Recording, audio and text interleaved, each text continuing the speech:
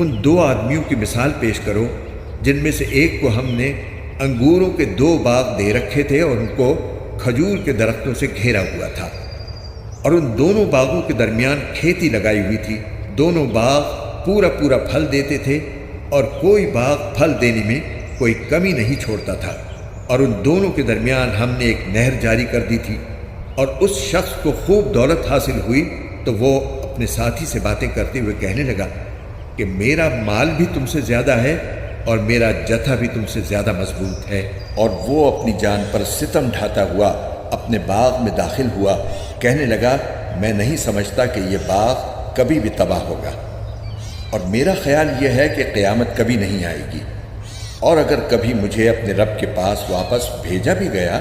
تب بھی مجھے یقین ہے کہ مجھے اس سے بھی اچھی جگہ ملے گی۔ اس کے ساتھی نے اس سے باتیں کرتے ہوئے کہا کیا تم اس ذات کے ساتھ کفر